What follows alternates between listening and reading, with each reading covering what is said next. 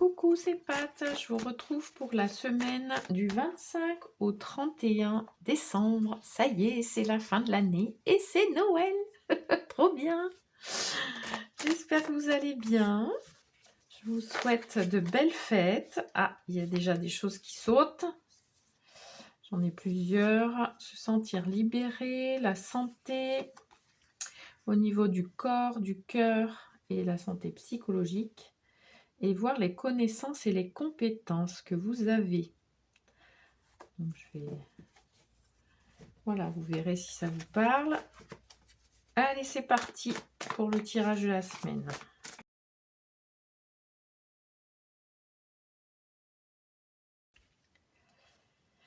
Alors, on a la bulle de lumière de protection, les dépendances, la mort et le renouveau. Bon.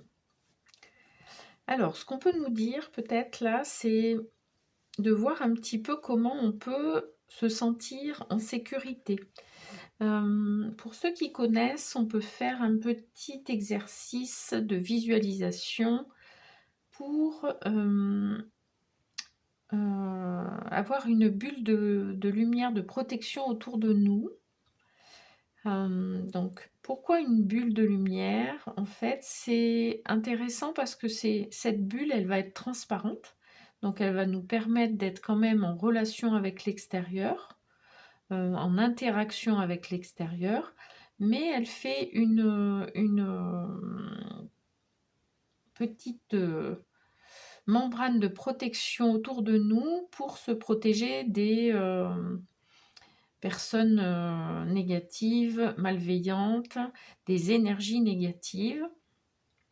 Donc c'est intéressant. Et puis c'est une bulle de lumière, hein, puisque là on est dans quelque chose de constructif, positif. On veut être protégé, mais sans être non plus isolé des autres. Hein. Vous voyez le truc. Et là, on nous parle de mettre en œuvre ça. Alors, pour ceux qui ne peuvent pas visualiser, qui ont du mal à visualiser, on peut être dans le ressenti par rapport à la lumière, par rapport à la chaleur de la lumière. On peut avoir des sensations de protection, donc de sécurité, comment vous vous sentez quand vous êtes en sécurité. Vous voyez, essayez plutôt de vous connecter à vos sensations. Et là, on nous parle de dépendance. Donc, c'est aller voir du côté des dépendances qu'on peut avoir par rapport à nos proches, par rapport au travail, par rapport à des substances. Ça peut être donc l'alcool, etc. hein, vous connaissez. Mais du coup, là, on nous dit, mettez en place cette protection. Et ensuite, penchez-vous sur tout ce qui peut être des dépendances. Ça peut être aussi observé par rapport aux personnes qu'on a autour de nous. Alors, on a fait un tirage la semaine dernière sur les personnes ressources et sur les éventuelles dépendances qu'on pouvait avoir par rapport à ces personnes ressources, puisqu'il y en a qui vont être... on va avoir des interactions un petit peu délicates, compliquées. Pour autant, on a besoin d'elles. Et à la fois, on sait que ce n'est pas forcément des personnes qui nous aident ou qui nous tirent vers le haut. Donc là, on nous interpelle de nouveau sur les dépendances, mais de manière plus précise. Et on nous dit la mort et le renouveau, c'est vraiment... on prend conscience des choses, on regarde les choses concrètement, factuellement, et ensuite on décide celles qu'on garde ou celles qu'on ne garde pas. Et puis, celles qu'on garde, on peut décider aussi du curseur, de où on met ce curseur pour déterminer et définir, nous, dans quelle mesure on veut être dépendant. D'accord hein. Bon, et là, on nous parle du travail. Alors, on parlait du travail tout à l'heure par rapport aux dépendances. Là, on nous interpelle là-dessus. Donc, dans quelle mesure vous avez une dépendance au travail? Est-ce que vous êtes corvéable à merci? Est-ce que vous ne vous respectez pas dans votre travail? vous ne mettez pas de limites, vous avez du mal à dire non quand on vous demande quelque chose, quand on vous demande de vous positionner, etc. Ça peut être dans ce sens-là. Ça peut être de faire des horaires de plus en plus longs. Ça peut être, voilà, une dépendance par rapport aux personnes qui sont dans notre travail, aux collègues, à nos supérieurs. Voyez où ça vient vous chercher tout ça, hein. Ouais, on nous parle d'image de soi, de lâcher prise et de pardon. Donc là, ce qui est intéressant, c'est quelle image de vous vous avez par rapport à cette affaire de dépendance. Comment vous vous voyez?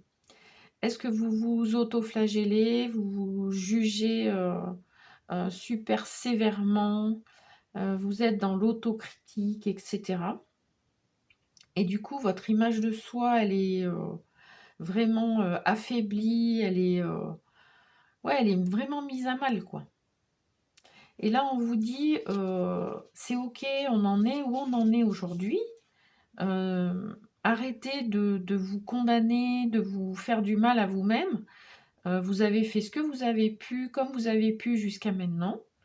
Et là, on y va, on va prendre conscience des choses, on mesure les choses et c'est OK. Et donc, d'essayer de lâcher prise là-dessus. Et ce lâcher prise, il peut vraiment être facilité par rapport à ça avec le pardon. Le pardon de soi et le pardon des autres.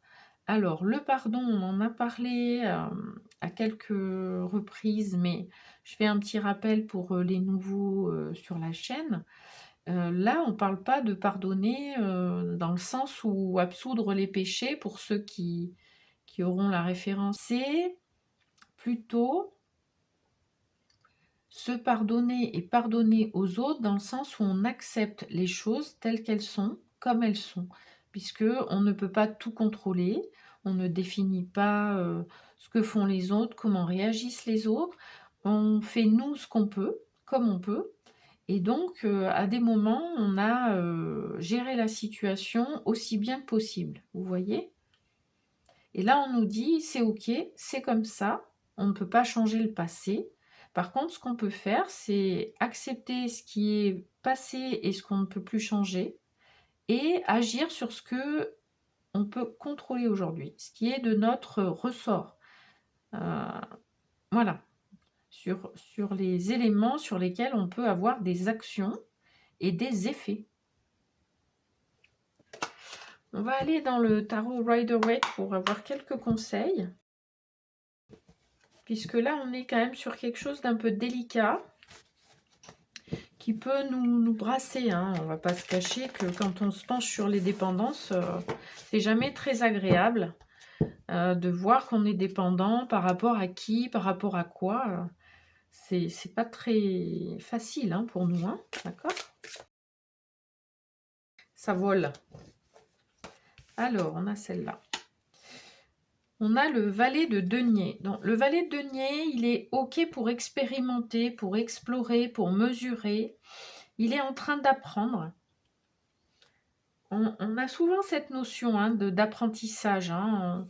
On est dans le cheminement personnel, on est dans l'évolution personnelle et forcément, on est dans l'apprentissage en permanence.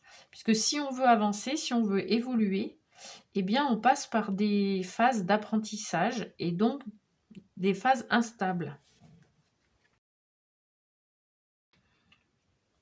Alors, on a une belle carte là avec l'impératrice qui est donc un arcane majeur. Hein. Et l'impératrice, c'est une maman. C'est une maman pour les autres. Mais là, ce qu'on vous dit, c'est aussi d'être une maman pour vous-même. C'est bien d'être, j'allais dire, disponible, présent, etc. Mais est-ce qu'on l'est pour nous-mêmes? Quand on dit oui aux autres, ça veut dire aussi parfois qu'on se dit non à soi, puisque sous prétexte de rendre service, de montrer qu'on est impliqué, etc., on va s'oublier soi-même. Et là, on nous dit un petit rappel à l'ordre. OK, vous êtes en train d'apprendre et c'est pas simple et voilà, vous explorez de nouvelles voies et ça vous met un petit peu en difficulté, mais du coup, patience, bienveillance, compassion envers vous-même et ben, on est une maman pour soi. Vous pensez à comment vous faites par rapport à vos enfants, si vous en avez, ou par rapport à des enfants, proches de vous, dont vous vous occupez, avec qui vous êtes, dans la bienveillance, dans, la patience aussi. Et bien là, on vous dit, un petit rappel sur, soyez comme ça avec vous-même aussi. Et puis l'impératrice, elle est, ouverte au renouveau, elle est, tranquille avec ça. Elle est posée, elle ose explorer des choses, en confiance aussi. Vous voyez?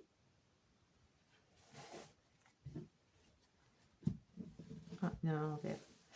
La reine de denier. Alors, le travail et la reine de denier, c'est intéressant parce que la reine de denier, on est sur le matériel, sur mettre en place des choses concrètes, stables, solides. Et là, on nous dit, ok, on peut être en dépendance par rapport à notre travail, par rapport à des collègues, etc. Peut-être. Et c'est comme ça aujourd'hui. Mais par contre, on est dans quelque chose aussi de solide. C'est quoi vos fondations? C'est quoi qui vous rassure, qui vous sécurise? Qu'est-ce que vous avez réussi à réaliser, à concrétiser, ouais, quelles sont vos fondations?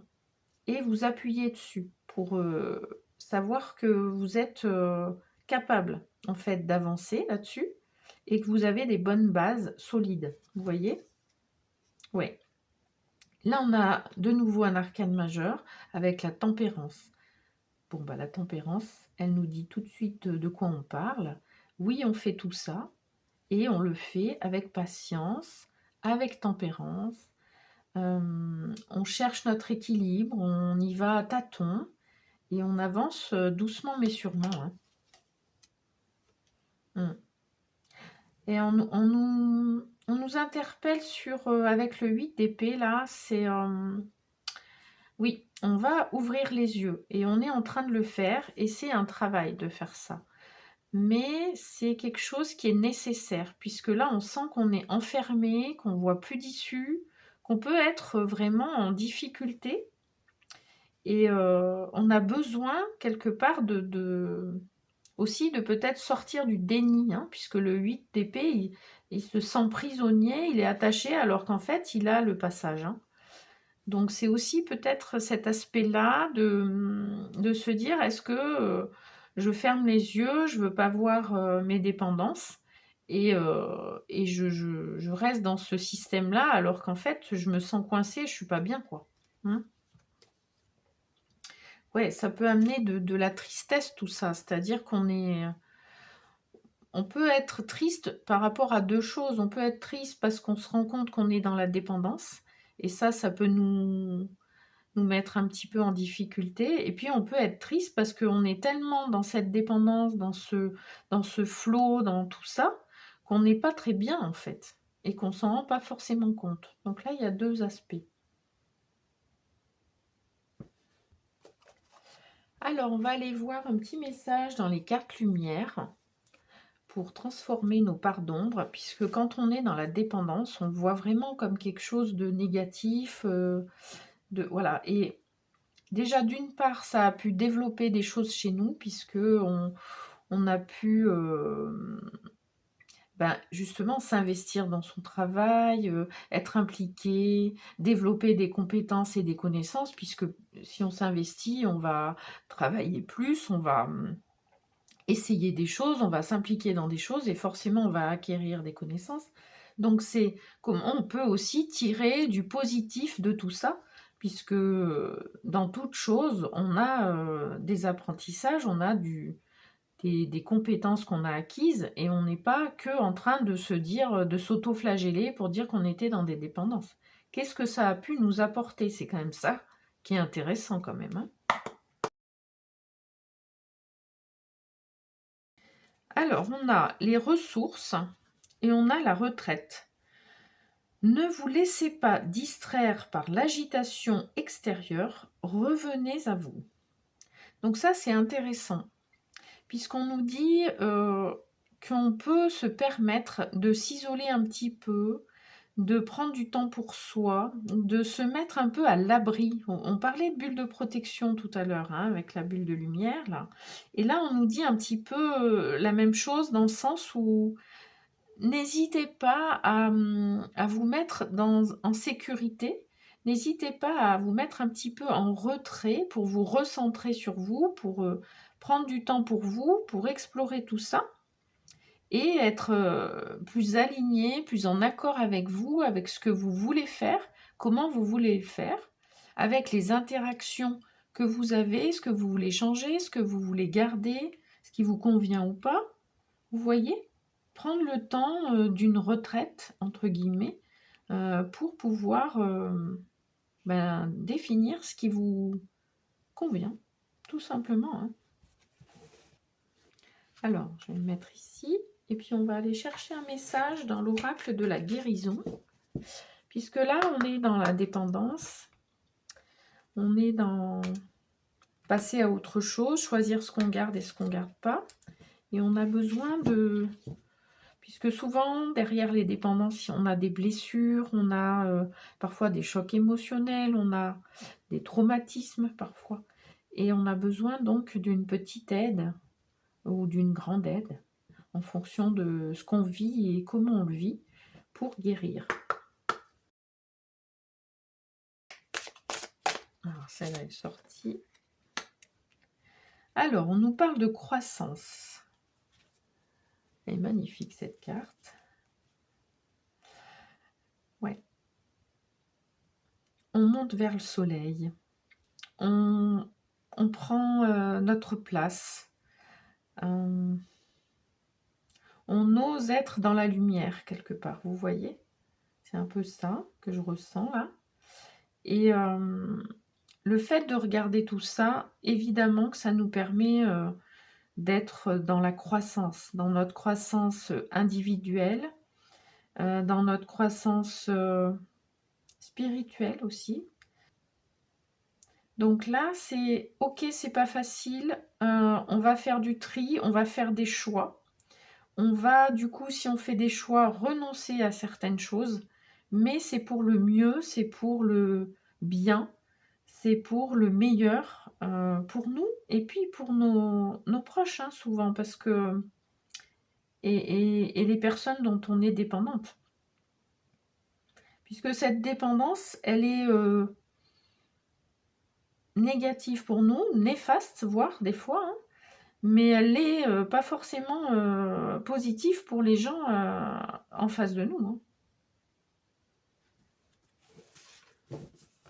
Qu'est-ce que j'ai en d'autres decks? Ouais, j'ai le contrôle. Donc le contrôle, on parlait tout à l'heure, hein, qu'est-ce qu'on contrôle, qu'est-ce qu'on ne contrôle pas. On parlait du pardon et de voir ce qui relève de notre contrôle ou pas. Ce qui est ok, qui est fait, qui est passé et qu'on ne peut plus changer. Et puis ce sur quoi on peut avoir des actions. Bon, du coup c'est un rappel un petit peu dans ce sens-là. Je vais la mettre là. Pour terminer, on va aller dans l'oracle de la féminité sacrée.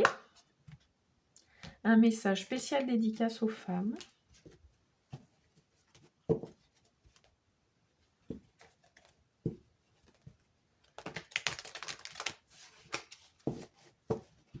Je vous invite à liker la vidéo, à la partager, à vous abonner si ce contenu vous plaît, vous interpelle, vous donne des pistes de réflexion.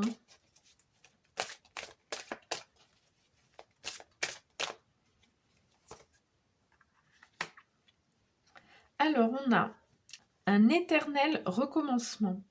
Une situation se répète encore et encore jusqu'à un changement de votre part. Bon, alors là, si on n'avait pas compris le message, hein, par rapport aux dépendances, par rapport au fait qu'on doit faire du ménage, par rapport à qu'est-ce qu'on décide de garder, de ne pas garder, sur quoi on agit et sur quoi on décide d'agir, hein. Bon, là, on nous dit oser regarder, ce qui est en répétition, ce qui est dans un schéma répétitif, ce qui est un éternel recommencement, hein, et décider du changement que vous voulez apporter, par rapport à ces éléments-là et dans votre vie en général, hein. Voilà, et écoutez, je vous souhaite une magnifique semaine. Je vous souhaite de magnifiques fêtes, de profiter, d'être, dans une énergie, de renouveau, une énergie, positive, et je vous retrouve, mercredi pour le tirage, par thématique. Je vous envoie plein d'amour pour cette fin d'année.